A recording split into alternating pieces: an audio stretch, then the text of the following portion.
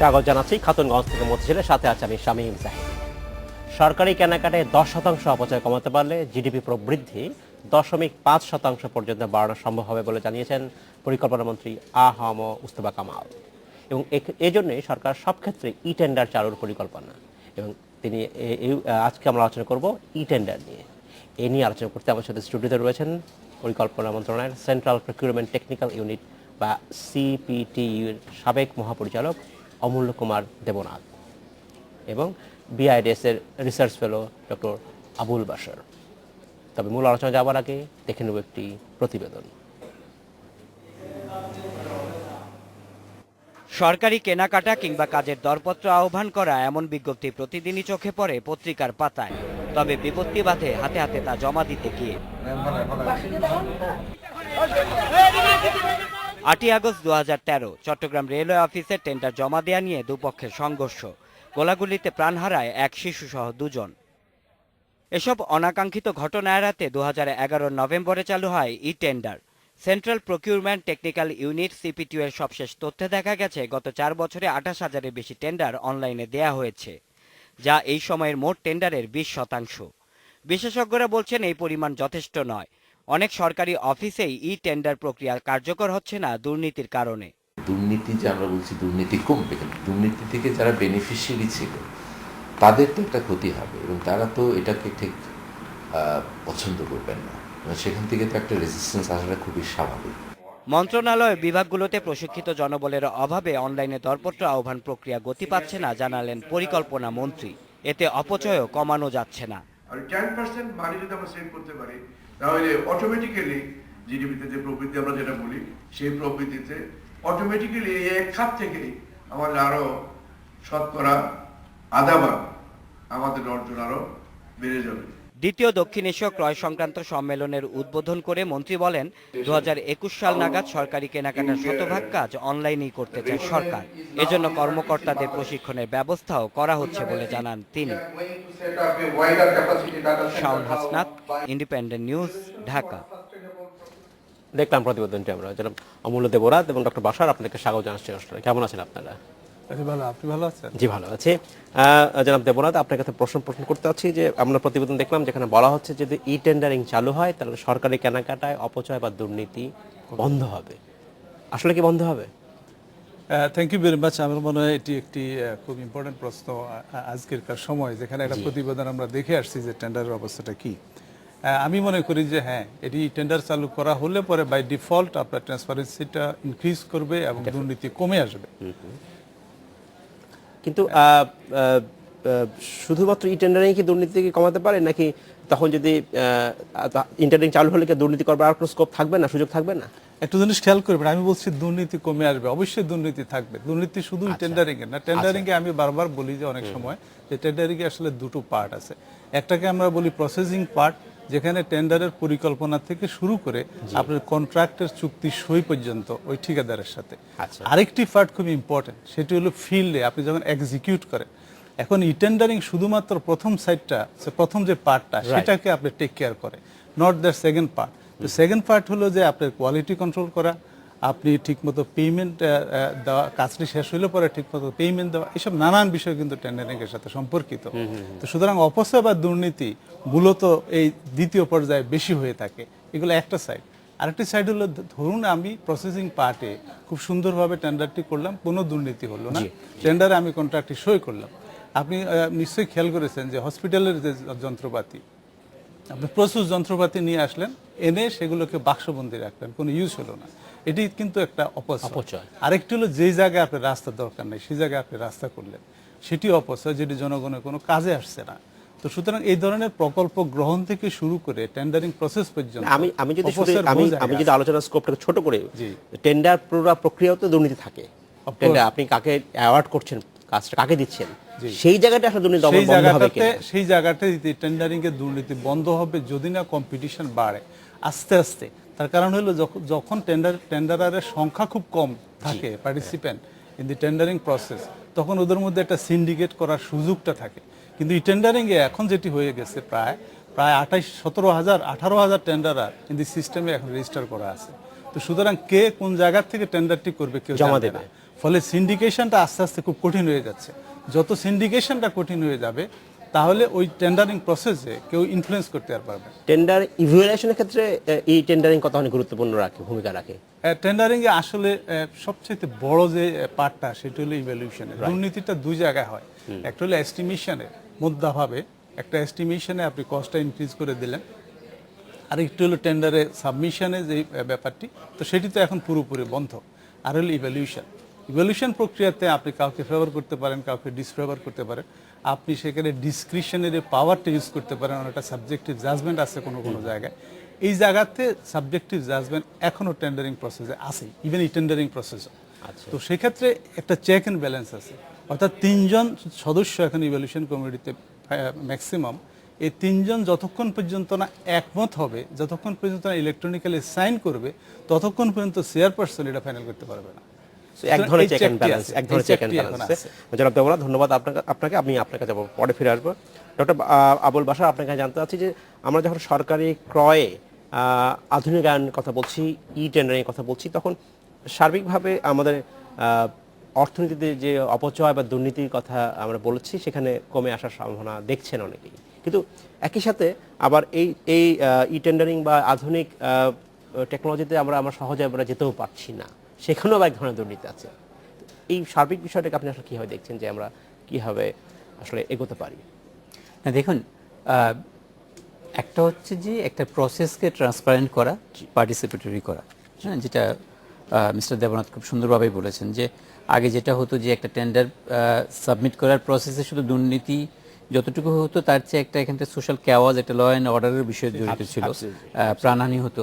তো ই টেন্ডারিং এর মাধ্যমে ওই জায়গাটাতে একটা গুণগত পরিবর্তন আসবে। এখন যেহেতু আর ফিজিক্যালি সাবমিট করতে হবে না, মুখোমুখি সংঘর্ষটা হবে না, হ্যাঁ, সবাই যে কোনো জায়গায় একটা রুমে বসে এই টেন্ডারটা সাবমিট করতে পারবে, so that's a good thing. কিন্তু অপচয়ের কথা যদি বলি আমরা, হ্যাঁ, তাহলে আমার মনে হয় এটা দেখতে হবে যে যেটা একটা টেন্ডার অ্যাওয়ার্ড করা হলো, ঠিক আছে, এখন প্রথম কথা হচ্ছে যে যখন কস্ট এস্টিমেট করা হয় সেটা ওভার এস্টিমেটেড কিনা। আমরা একটা ছোট্ট অঙ্ক যদি দেখি, এই পাজলটা যদি আমরা বোঝার চেষ্টা করি যে বাংলাদেশে এই এডিপি যে বাস্তবায়ন করি আমরা, তাতে দেখা যায় যে শতকরা 80% প্রকল্প টাইম ওভার রান করে, অর্থাৎ যে সময় করার কথা তার চেয়ে বেশি ওভার রান করে, এক্স্যাক্টলি। আর 20% প্রকল্প কস্ট ওভার রান করে। তাহলে দেখেন যে যখন কস্ট ওভার রান করে তখন তো এখানে আমাদের বুঝতে হবে যে কিছু একটা গড়বড় হয়েছে, এই জন্য আবার বেশি টাকা লাগছে। আর যেটা টাইম ওভার রান করে কিন্তু কস্ট ওভার রান করে না, সেইখানে যে দুর্নীতি হচ্ছে না সেটা বলা যায় না। বিকজ যখন আপনি আজকে যে জিনিসটা কিনতেন 10 টাকায়, এটা যদি টাইম ওভার রানের জন্য 6 মাস পরে কিনতে হয়, এটা তো দাম বেড়ে যাবে। তো বেড়ে গেলে আপনি যদি কস্ট ওভার রান না হয় তাহলে আপনি কম্প্রোমাইজটা কোথায় করছেন? তখন কোয়ালিটিতে করছেন, তাই না? তাহলে এই যে অপচয়টা, এটাও কিন্তু এক ধরনের অপচয়। আমি সময়ের অপচয় করার জন্য আমি কোয়ালিটি কম্প্রোমাইজ করছি। তো আমি যদি এই প্রকল্পগুলো, ই টেন্ডারিং এর আরেকটা সুবিধা আসবে, আমি মনে করি যে এই প্রসেসটা একটু ত্বরান্বিত হবে, রাইট?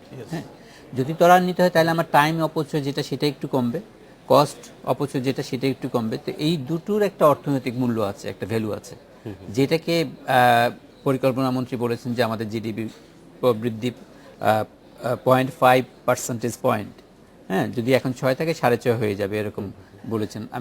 আমি অবশ্যই হিসাব নিকাশটা জানি না বা আমি দেখা হয়নি, বাট এটা হচ্ছে একটা মূল্য। তার মানে এই যে অপচয়গুলো হচ্ছে, হ্যাঁ, সেটার কিন্তু একটা প্রবৃদ্ধির বা একটা গ্রোথের উপর একটা ইম্প্যাক্ট আছে। আমরা এক কথা যদি দেখি, যেটা এখন বলা হচ্ছে যে আমাদের অপচয় যদি আমরা 10%ও কমাতে পারি, অর্থাৎ আমার প্রকল্পগুলো ইমপ্লিমেন্টেশনে যদি আমি সময়ের অপচয়টা কমাতে পারি, রিসোর্সের ওভার এস্টিমেশনটা কমাতে পারি, তাহলে আমরা প্রবৃদ্ধিতে বেড়ে আসবো। আমরা একসময় একটা জিনিস প্রায় দেখি, যেটা হয় যে বিদেশি অনুদানের ক্ষেত্রে বা বিদেশি ইনভেস্টমেন্টের ক্ষেত্রে অর্থগুলো ফেরত চলে যায়। দাতা সংস্থা, বিভিন্ন ওয়ার্ল্ড ব্যাংক বা এডিবি দাতা সংস্থা বা জাইকারও হয়। তখন কি এই যখন এই টেন্ডারিং ব্যবস্থাটা আধুনিকায়ন হবে, তখন কি ওই ঝামেলাটা আসলে কিছুটা কমে যেতে পারে? বা সেটা তো ই টেন্ডারিং এর ফলে যেটা হবে যে প্রবলেমগুলো পরবর্তীকালে আসতো, হ্যাঁ, সেই প্রবলেমগুলো শুরুতেই কিছুটা টেক কেয়ার করা হবে, রাইট? হ্যাঁ, এবং দাতাদের অর্থ ফেরত যাওয়ার পিছনে দুটো কারণ, একটা হচ্ছে যে টাইম ডিলে হওয়ার জন্য, হ্যাঁ, আরেকটা হচ্ছে যে ওই প্রকিউরমেন্টের কিছু ইস্যু থাকে, হ্যাঁ। তো এই প্রকিউরমেন্টের ইস্যুটার সাথে কিন্তু এই টেন্ডারিং এর বিষয়টা জড়িত। একটি অংশ হ্যাঁ, একটি অংশ, কারণ হ্যাঁ একটি অংশ বা একটি বড় কম্পোনেন্ট। বড় কম্পোনেন্ট। আপনি একটা কন্ট্রাক্ট পাওয়ার পরেও তো কিছু প্রকিউরমেন্ট করতে হয়, Absolutely. তো সেটাও তো আবার টেন্ডারিং এর মাধ্যমে করতে হয়। তো সেই টেন্ডারিংটা যদি আবার এই টেন্ডারিং এর মাধ্যমে হয়, তাহলে দাতাদের যে নজরদারির মাধ্যমে ওরা যে কমপ্লেনগুলো করতো, মিস প্রকিউরমেন্ট ঘোষণা করতো, এই বিষয়গুলো অনেক কমে আসবে, সহজ হয়ে তা আসলে এইটুকু আমরা খুব কনফিডেন্টলি বলতে পারি যে ই টেন্ডারিং যদি ইন্ট্রোডিউস করা হয় সব ক্ষেত্রে, হ্যাঁ, তাহলে দুর্নীতি হয়তো একেবারে চলে যাবে না, কিন্তু অনেকটাই কমে আসা সম্ভব। ধন্যবাদ ডক্টর বাশার। আমাদের সময় হচ্ছে একটি বিরতিতে যাবার। আমাদের সময় হলো একটি বিরতিতে যাবার, ফিরছি শীঘ্রই, সাথেই থাকবেন।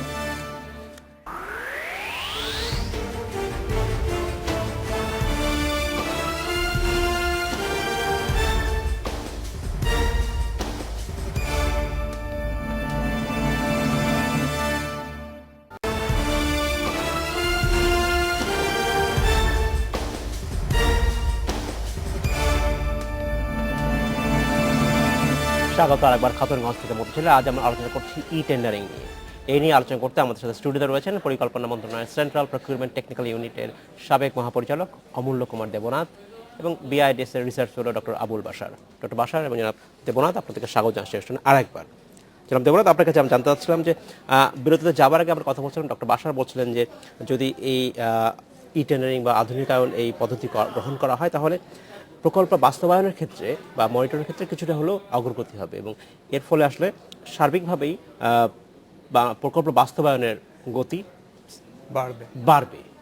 আপনার কি মনে হয়? আমি একটু ইলাবোরেট করতে চাচ্ছি, please. সেটি হলো এই যে প্রকল্প বাস্তবায়নে টাইম ওভাররান যেটি বাশার সাহেব বললেন এবং কস্ট ওভাররান, এটি একটি জরুরি বিষয়। আচ্ছা। এবং আমাদের দেশে এটি একটা সংস্কৃতিতে পরিণত হয়েছে যে প্রকল্পের টাইম ওভাররান হয়ে যাওয়া এবং most of the project revise করা এবং এটার সাথে সাথে টাকা পরিমাণ বাড়ানো।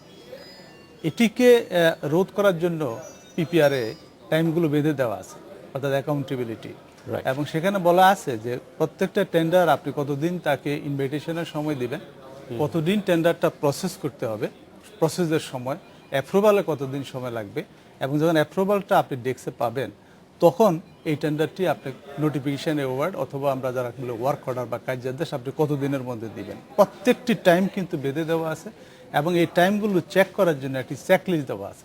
সমস্যাটা অন্য জায়গায়। সমস্যাটা হলো যারা টেন্ডারটা প্রসেস করে অ্যাপ্রুভালের জন্য অ্যাপ্রুভাল অথরিটির কাছে দেয়, অ্যাপ্রুভাল অথরিটির কাছে in most of the cases they don't know actually the timeline, এবং চেকলিস্টটা অনেক সময় দেয় না, যার ফলে সে কম্পেয়ার করতে পারছে না যে আসলে কতদিন সময় যাচ্ছে।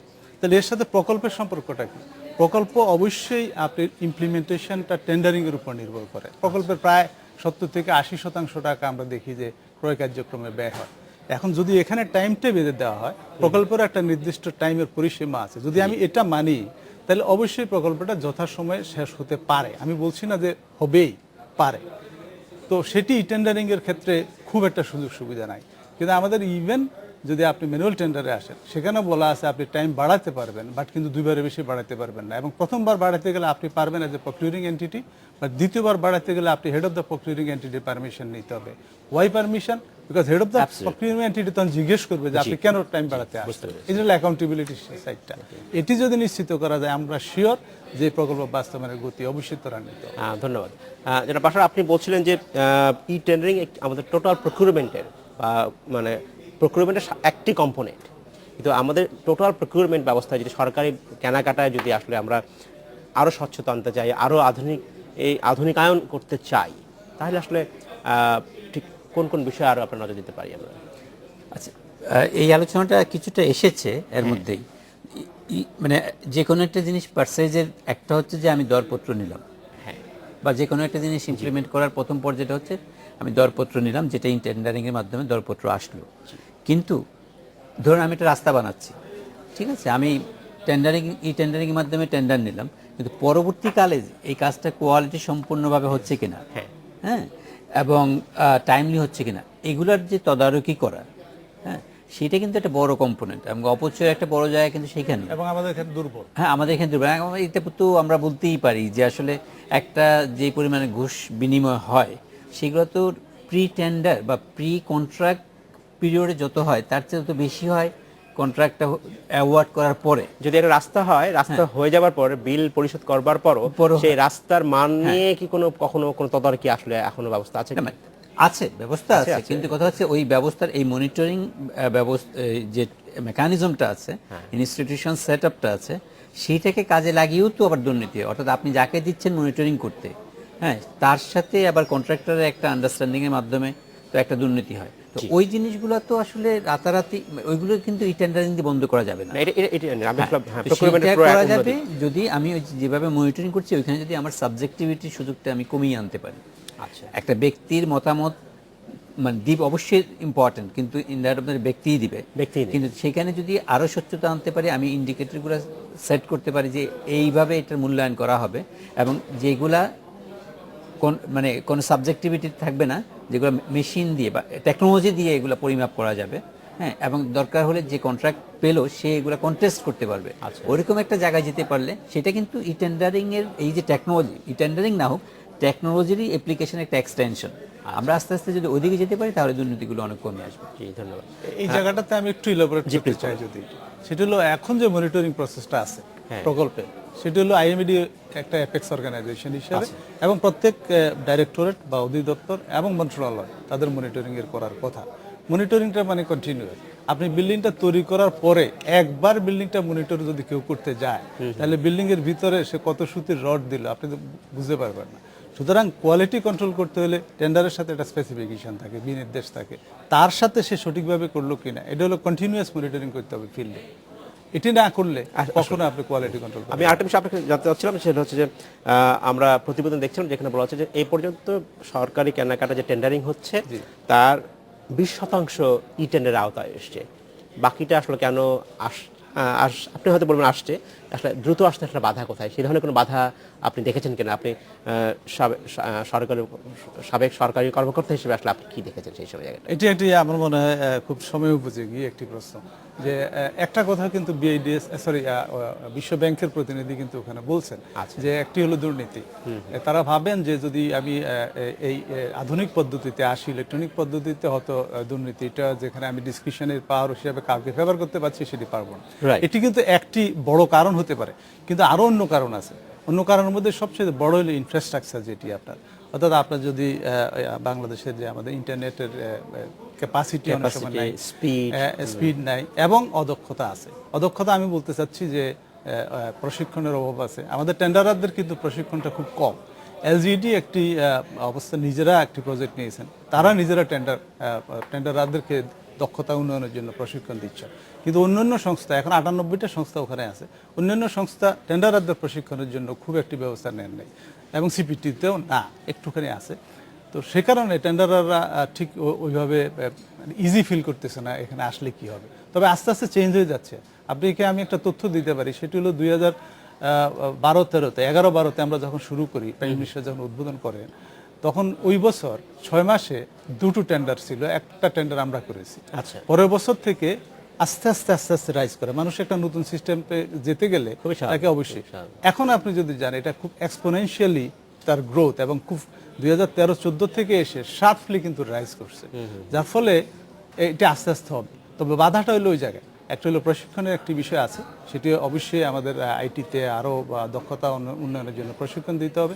2 হলো যে তার ইনফ্রাস্ট্রাকচারে কিছু সমস্যা এখন পর্যন্ত আছে, এবং 3 হলো আপনি ইচ্ছা করলেই রাতারাতি নিয়ে আসতে পারবেন না। কারণ আমরা 4 টেরাবাইট দিয়ে ওখানকার আমাদের যে সিস্টেমের যে সার্ভারের ক্যাপাসিটি দিয়ে শুরু করেছিলাম, এখন সেটা 6 টেরাবাইট উন্নীত করা আছে, প্রায় 3.5 terabyte available for the tendering process, বাকিটা ইনফরমেশনের জন্য। এটা হলো টেকনিক্যাল সাইড। তা আপনি যদি এখন রাতারাতি ইনক্রিজও হয়ে যায়, কিন্তু আপনার সার্ভারের ক্যাপাসিটি অবশ্যই বাড়াইতে হবে, সে সিপিটু সেই জায়গায় প্রস্তুত কিনা, এটি একটা জায়গা।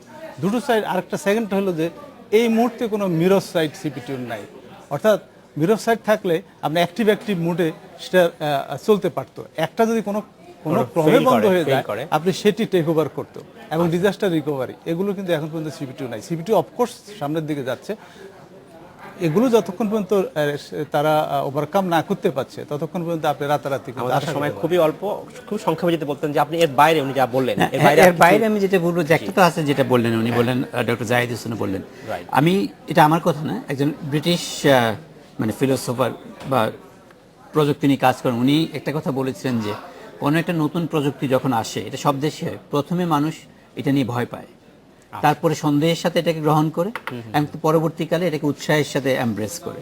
আমার মনে হয় এটাই আসলে এক্সপ্লেন করে যে কেন এই টেন্ডারিংটা আস্তে আস্তে এগোচ্ছে, বাট একসময় নিশ্চয়ই সবাই এটা গ্রহণ করবে। ডক্টর বাসা, আপনাকে অসংখ্য ধন্যবাদ। জনাব দেবনাথ, আপনাকে অসংখ্য ধন্যবাদ। ভবিষ্যতে নিশ্চয়ই আমরা আপনার সাথে আবার কথা বলবো। Thank you. এই ছিল আজকের আমাদের খাতুনগঞ্জ থেকে মতিঝিলে। আমাদের সাথেই থাকবেন, দেখা হবে আবার।